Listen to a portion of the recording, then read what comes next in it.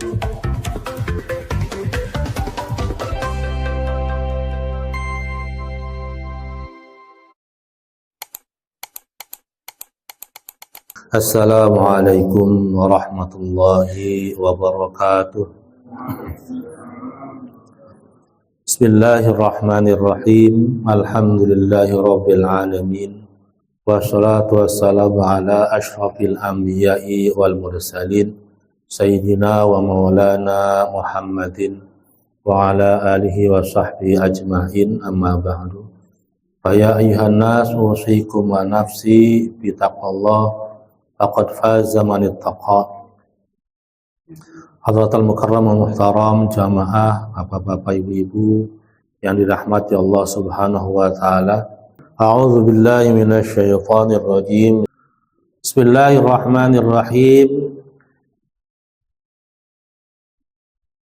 Pada kesempatan yang Ahad kemarin menjelaskan tentang sesuatu yang Allah wahyukan kepada Nabi Ibrahim dalam Suhuf Ibrahim alaihissalam, bahwasanya orang yang berakal itu harus menjaga lidahnya, mumsikan lisanihi. An yakuna mumsikan lisanihi, menjaga lidahnya, tidak asal berbicara, tidak asal ngomong, akan tetapi ketika dia berbicara hendaknya tidak mengandung berita bohong atau hoak, juga tidak menyakiti orang lain. Bagaimana sabda Rasulullah SAW, man kana yu'minu billahi wal yawmil akhir falyaqul khairan aw liyasmut. Pada yang siapa yang beriman pada Allah dan hari akhir, falyaqul khairan aw liyasmut, hendaklah dia berbicara yang baik, aw liyasmut, atau kalau tidak bisa hendaknya diam. Ini searah dengan yang diwahyukan Allah kepada Nabi Ibrahim, wa 'alal aqili an yakuna mumsikan lisanihi, hendaknya dia menjaga lidahnya dari berkata bohong, dari berkata yang tidak bermanfaat. Kalau mau ngomong, diperhatikan dulu apa dampaknya, apa akibatnya. Bahkan dalam pepatah bahasa Arab, qulil haqqa walau kana murran, katakanlah yang benar itu walaupun pahit rasanya, walaupun pahit akibatnya. Berkaitan dengan jujur, ya, bukan hanya sekedar asal bicara, asal ngomong, kemudian yang penting bosnya senang. Ya. Bagaimana listrik sudah nyala? Sudah tidak sesuai dengan faktanya. Maka dalam bahasa Arab, qulil haqqa walau kana murran, katakanlah kebenaran itu walaupun dampaknya pahit. Jangan asal bicara. Mumsikan lisani, arifan bizamanihi, kemudian mengetahui kondisi zamannya, mengenali kondisi waktunya. Sekarang zamannya lagi apa? Sekarang zamannya zaman edan, kita jangan ikut-ikutan jadi orang edan. Biarkan yang waras itu ngalah. Karena memang sudah diprediksi oleh Rasulullah, akan datang pada umatku di akhir zaman sanawatun khadda'at, tahun-tahun penuh tipu daya, tahun-tahun penuh tipu daya, penuh kesesatan, di mana yang benar, yang jujur didustakan, yang bohong, yang khianat dipilih menjadi pemimpin. Maka hasilnya seperti ini. Bencana ada di mana? Di mana-mana. Yang biasanya nggak banjir, banjir luar biasa. Plumbon tenggelam, Walet tenggelam, luar biasa. Karena memang sudah Rasulullah prediksi. Kapan berakhirnya? Wallahu a'lam. Sampai kita sadar sadar bahwasanya menjaga lingkungan itu baik, itu wajib. Jangan hanya mengajarkan tentang jangan buang sampah sembarangan, tapi juga jangan pilih pimpinan yang sembarangan. Kalau milih pemimpin sembarangan ya begitu. Asal dapat bansos dipilih, asal dapat ini dipilih. Arifan bizamanihi, kita pasrahkan pada Allah. Ya Allah, memang segera kita semua melakukan sholat sunnah taubat daripada segala macam entah pilihan yang nggak benar, karena dampaknya luar biasa. Bahkan sampai ekstrimnya, ada yang memprediksi Indonesia bakal bubar. Aceh siap melepaskan diri, akan merdeka. Papua sudah dari zaman dulu pengen merdeka. Ada OKB, ada apa. Tsunami tahun 2024, gara-gara tsunami akhirnya Aceh ikut gabung sekarang ke ini oleh Pak Presiden SBY dan Pak JK, agar jangan sampai gara-gara banjir begini malah jadi lepas karena keputusan yang salah. Arifan bizamanihi, kita sebagai orang beriman harus mengetahui bagaimana kondisi zamannya, memasrahkan kepada Allah, mendoakan orang-orang yang beriman dengan kita, mudah-mudahan diberikan kekuatan, kesabaran. Muqbilan ala sya'nihi, menerima kondisinya, menerima keadaannya. Dalam kitab Nasrul Ibad, tanda orang itu ridho ketika terjadi sesuatu, musibah atau apa. Sini muqbilan ala sya'nihi, menerima kondisinya. Dijelaskan tanda orang ridho itu apa? Menjaga marahnya. Di antara tanda itu ridho, orang itu ridho dengan takdirnya, ia menjaga dirinya dari marah, dari ngeresula. Jangan sampai mengeluarkan kata-kata ngeresula.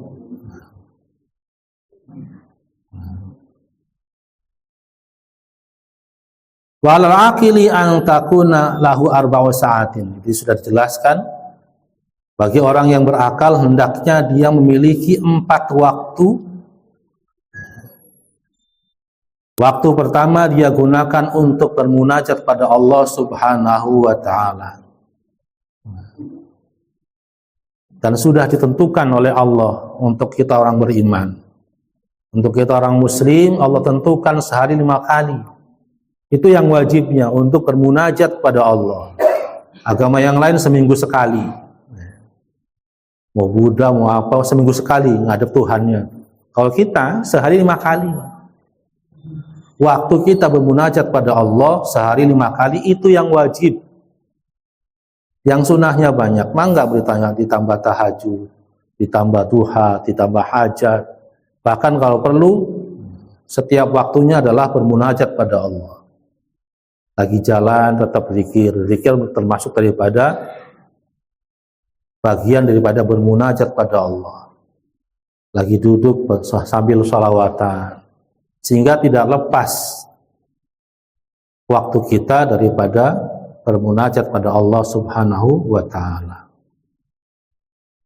Kemudian waktu yang kedua dia gunakan untuk bermuhasabah, berintrospeksi, mengevaluasi diri sendiri.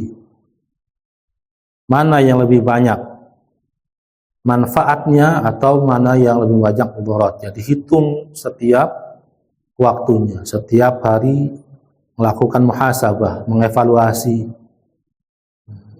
Kemudian waktu digunakan untuk mengunjungi saudara-saudaranya. Waktu digunakan untuk bergaul dengan saudara-saudaranya, dengan teman-temannya, sehingga dengan bergaul tadi kita mengetahui penyakit kita apa. Karena penyakit itu ada 2, penyakit zahir, penyakit batin. Kalau zahir kita tahu sendiri yang dirasa kita apa, ada pilek, ada batuk, ada kudis, ada kurap, kita tahu. Tapi penyakit batin yang tahu hanya orang lain. Yang menilai kita sombong siapa? Orang lain dilihat, Bapak sombong nih, Bapak pelit, padahal kita ngerasa kita adalah hemat, tapi di mata orang lain pelit. Berarti yang bisa menilai penyakit batin kita adalah orang lain.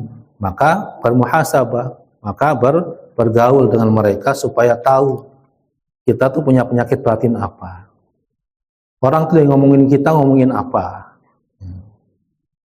Ternyata ada kritik yang masuk, ada saran, supaya kita bisa memperbaiki diri.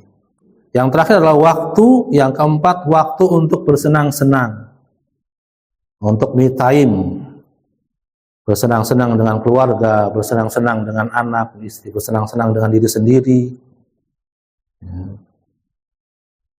Jadi ada waktu untuk bersenang-senang yang dibolehkan oleh Allah Subhanahu wa Ta'ala. Jangan kerja terus. Ada waktu santainya, ada waktu untuk menyenangkan diri sendiri. Tapi dengan hal-hal urusan yang Allah bolehkan. Plesir, jalan-jalan. Sehingga hidupnya itu luar biasa bermakna, berwarna. Nggak monoton. Kalau monoton terus, nanti akibatnya jantungan. Itu aja, bangun tidur, pergi ke kantor, balik, tidur, bangun lagi terus. Padahal dunia itu hanya tempat sendagurau. Jangan serius-serius. Kudu ada waktu bercandanya. Bercanda yang Allah bolehkan. Urusan akhirat harus serius. Wa fit Taurati,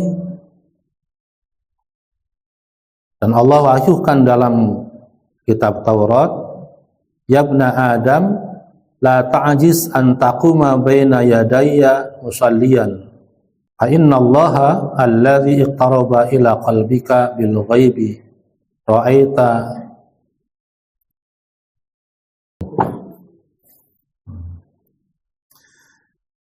Wa fit Taurati, dan dalam kitab Taurat Allah wahyukan Nabi Musa, ya ibna Adam, wahai anak Adam, la ta'jiz an taquma baina yaday musalliyan. Fa ana Allahu alladhi aqtaraba ila qalbika bil ghaibi. Ra'aita nuri wa fi ba'di kitabillahi al-munzalah. Dalam kitab Taurat yang Allah turunkan Nabi Musa, Allah berwahyu, berfirman, ya ibna Adam, wahai anak Adam, la ta'jiz an taquma baina yadayya musalliyan. Janganlah kalian malas untuk berdiri di hadapan saya musalliyan, dalam keadaan sholat. Jangan malas untuk berdiri di hadapan Allah untuk sholat.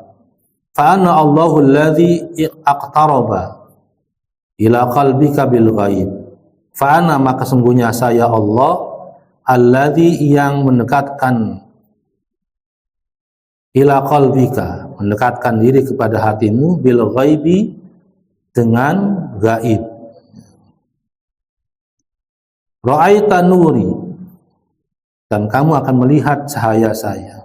Firman Allah dalam kitab Taurat, wahai anak Adam, jangan malas untuk berdiri di hadapan Allah sholat.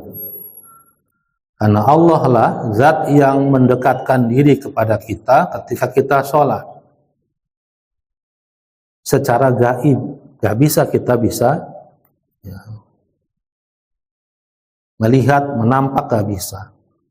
Maka dalam pelajarannya yang namanya ihsan adalah anta'budallah ka'annaka tarah fa illam takun tarah fa innahu yaraka. Yang namanya ihsan, ketika sudah masuk dalam diri kita, hendaknya engkau menyembah Allah seolah-olah engkau bisa melihat Allah. Fa illam takun tarah fa innahu yarak.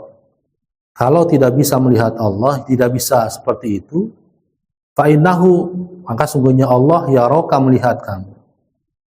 Jadi ketika kita sholat, jublek sudah. Kalau kita nggak bisa, ya kita memang nggak bisa, Pak. Nggak bisa melihat Allah. Tapi kita bisa merasa. Paling tidak kita harus punya perasaan fa'innahu yaraka. Sungguhnya Allah melihat kita. ngadegnya kita dalam sholat itu Allah lihat. Sampai sedetail apapun dalam diri kita Allah lihat. Nah, kita ngadep ke sholat tuh. Ini bocah mikirin apa lagi sholat nih? Harus muncul ketika sholat perasaan tadi. Kita sedang menghadap Allah. Allah memperhatikan kita.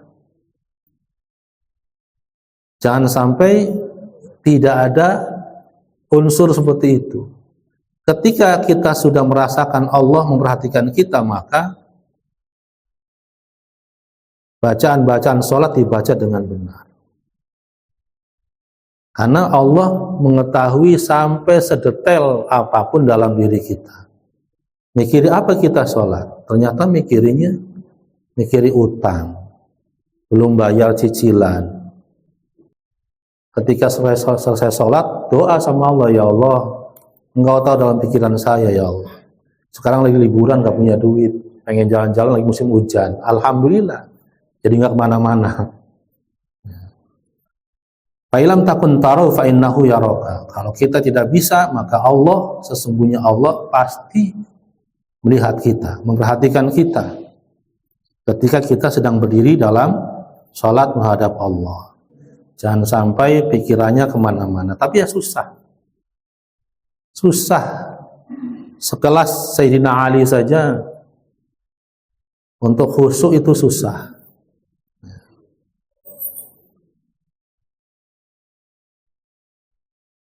Tapi yang penting kita mau, kita nggak males, la ta'jiz, kita nggak males untuk sholat. Kalau kita males untuk sholat, ingat firman Allah tentang orang-orang munafik, wa idza qamu ila sholati qamu kusala. Itu tanda orang-orang munafik.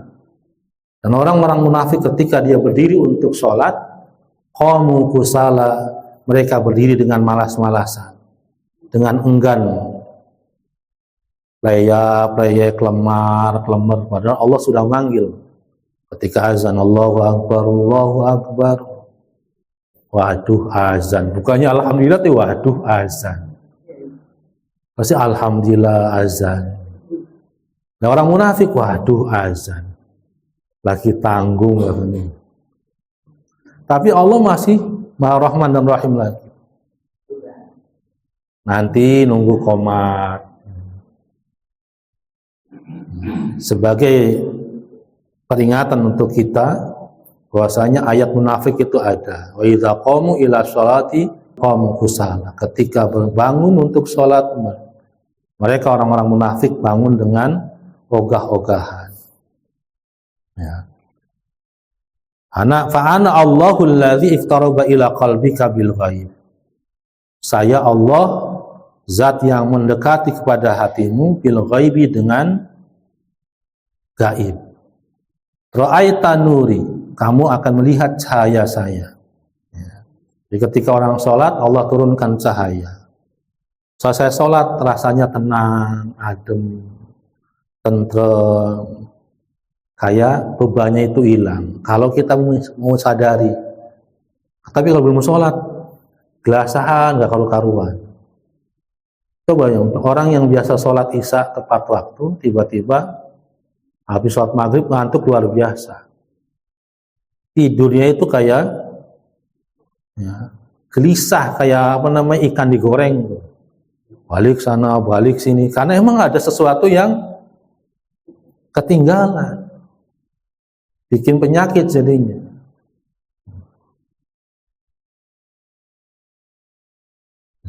Nggak tenang.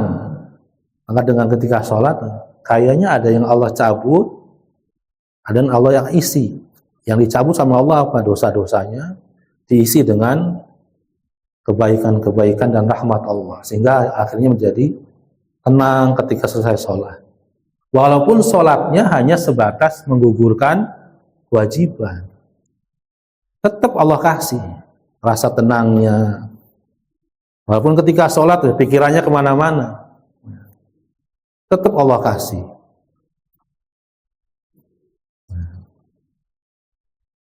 Wa fi ba'di kutubillahi al-munzilah Dan di sebagian kitab-kitab Allah yang Allah turunkan,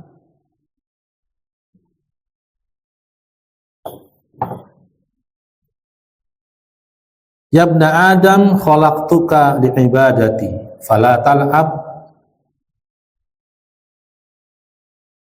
wa takafaltu laka birizqika fala tata'ab. Ini ungkapan dari Allah Subhanahu wa taala, ya ibna Adam, wahai anak cucu Adam, khalaqtuka li'ibadati, saya menjadikan kamu, saya menciptakan kamu itu li'ibadati, tujuannya supaya kalian beribadah kepada saya, menyembah Allah satu-satunya. Jangan sampai musyrik, jangan sampai tersesat. Wahai anak Adam, saya ciptakan kamu li'ibadati, bukan untuk yang lain. Saya ciptakan kamu semua untuk beribadah kepada saya, menyembah saya. Bukan untuk main-main, bukan untuk yang lain. Ini yang harus kita sadari. Apa tujuan kita hidup di dunia? Kenapa Allah ciptakan kita? Ternyata wa ma khalaqtul jinna wal insa illa liya'budun. Tidak sekali-kali aku jadikan jin dan manusia kecuali untuk beribadah kepada Allah. Maka dalam beribadah jangan sampai tersesat, jangan sampai musyrik. Hak Allah dari kita adalah beribadah kepada Allah satu-satunya, jangan sampai menyekutukan dengan yang lain. Apa saja, mau kesehatan, mau apa saja, jangan sampai musyrik, jangan sampai tetangga sebelah, malah dijadikan trinitas. Padahal Al-Quran jelas, laqad kafaral ladzina qalu innallaha tsalitsu tsalatsa. Sungguh telah kafirlah orang-orang yang mengatakan sungguhnya Allah itu satu dari tiga, ketiga dari tiga. Sampai Nabi Isa-nya sendiri sidang sama Allah dalam Al-Quran, ya Isa bin Maryam, wahai Isa bin Maryam, apa engkau mengatakan kepada umat-umatmu, jadikan saya dan ibu kamu sebagai Tuhan selain Allah? Nabi Isa jawab enggak.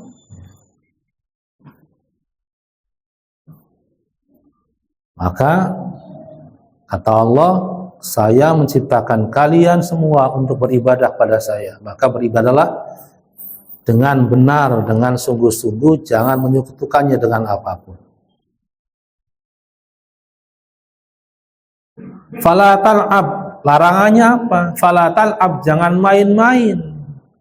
Ya ibna Adam khalaqtuka li'ibadati fala tal'ab, wahai anak Adam, saya menciptakan kamu itu untuk ibadah pada saya, fala tal'ab, maka jangan main-main.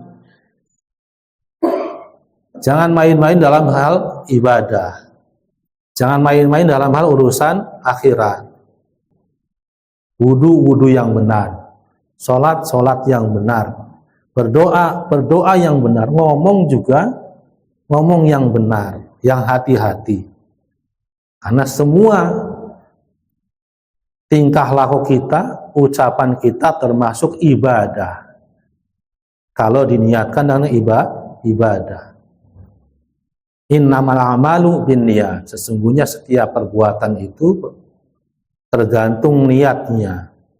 Maka dengan ikrar itu, umat Islam itu semuanya dihitung sama Allah ibadah sudah. Duduknya, jalannya, ngobrolnya, ngomongnya ibadah. Nah, ketika ngomong harus hati-hati, jangan nyupatani. Doa yang baik, perkataan yang baik diaminkan oleh ribuan malaikat. Tetapi doa yang buruk, nyupatani, ribuan jin mengaminkan. Maka jin setan itu akan berupaya mewujudkan supatani tadi. Wa takafaltu laka birizqika fala tad'ab. Nah, ini dia. Dan saya telah menjamin bagimu rizkimu, fala tad'ab, maka jangan capek-capek. Waduh, besok saya makan apa enggak? Aduh, sore ini. Falatat abbaga, jangan capek-capek. Urusan rizki Allah yang ngatur. Kewajiban kita ikhtiar. Semampu kita. Jangan sampai mikirin sesuatu yang sudah Allah jamin. Falatat maka jangan capek-capek. Apa tandanya orang capek-capek? Orang lagi jualan nih Pak, dagang, modalnya adalah katakan 100.000 modalnya. Ternyata pas itu habis. Kedua 100.000 lagi. Pas hari ketiga banyak yang beli sehingga akhirnya banyak yang enggak kebagian. Biasanya modal 100 dia lipat gandakan jadi 300. Akhirnya pas pedagang kelima nggak laku. Padahal sudah Allah jaminkan segitu. Pokoknya nih modal 100.000 sekian. Jangan sampai mikirnya wah ini berarti lagi laku banyak nih. Akhirnya modalnya semuanya dibelanjakan pas dagang nggak laku 100. Bagaimana akhirnya? Jadinya rugi. Itu yang namanya falatat ab. Jangan capek-capek sudah. Kalau emang Allah ngasihnya segitu sudah. Jangan sampai ngoyo. Akhirnya untung nggak dapet, jualannya rugi, modal nggak balik lagi. Maka jangan nekat. Jangan ngoyo sudah. Kata Gus Baha enak banget. Gajah itu kalau makan segitu gedenya tetap ada waktu tidur dia tidur.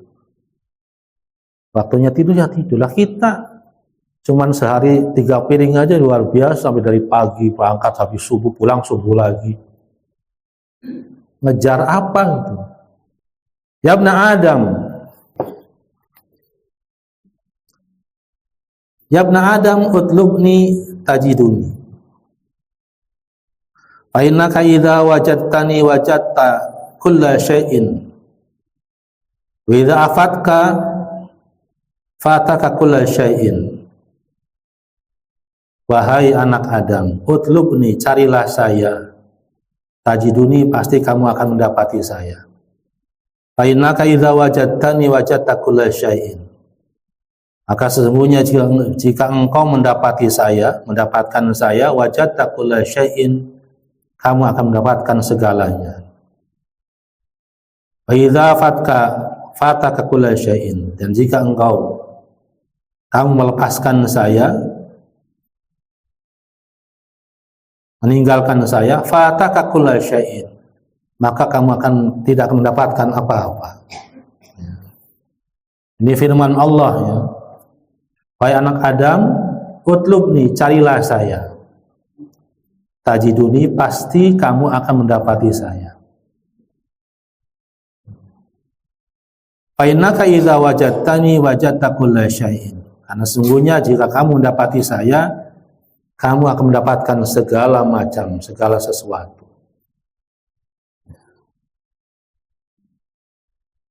Dianjurkan, diperintahkan untuk mencari Allah, bukan mencari di mana-mana, tapi mendatangi Allah.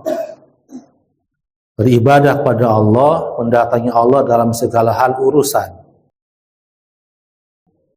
Mau ngapa-ngapain ya, kita sudah diajarkan oleh Rasulullah. Ketika kita mau ngapa-ngapain, datangi Allah dulu. Bermusyawarah dengan Allah dulu. Apa jalannya? Dengan salat istikharah. Minta pilihan sama Allah. Minta pilihan, saya sudah pengen dagang modalnya segini. Kata Allah bagaimana? Saya datang ke salat istikharah. Kalau modal ini ternyata bagus untuk saya, bagus untuk agama saya, ibadah saya, untuk hajat saya, maka mudahkan ya Allah. Kalau ternyata modal begini nggak bagus buat saya, nggak bagus buat agama saya, jauhkan dan ganti dengan yang baik. Itu namanya ngajak Allah musyawarah. Lalu apa tandanya ketika sudah istikharah? Banyak macam. Ada yang lewat mimpi mendapatkan keuntungan yang banyak, ada yang ketika nggak ada mimpi dia mendapatkan keyakinan makin mantap untuk usaha tadi. Maka laksanakan. Jangan sampai nggak istikharah, nggak apa, jeblok, baru ngadep sama Allah. Ya Allah, saya begini, gini. Musyawarah enggak, ngadep saya enggak. Udah dapat masalah baru datang ke saya. Maka kata firman Allah di sini, carilah Allah dalam segala macam urusan, cari Allah, satajiduni, maka kamu akan mendapatkan Allah. Dan kalau sudah mendapatkan Allah, kalian akan mendapatkan segala sesuatu. Dekat sama Allah, pengen apa saja, Allah ijabah, Allah kabul. Yang jadi kuncinya adalah Allah akan memenuhi kebutuhan kita, bukan keinginan kita. Mari kita akhiri bersama-sama dengan membaca doa kifaratul majlis. Subhanakallahumma bihamdika asyhadu an la ilaha illa anta astaghfiruka wa atubu ilaik. Mohon maaf yang sebesar-besarnya. Wassalamualaikum warahmatullahi wabarakatuh.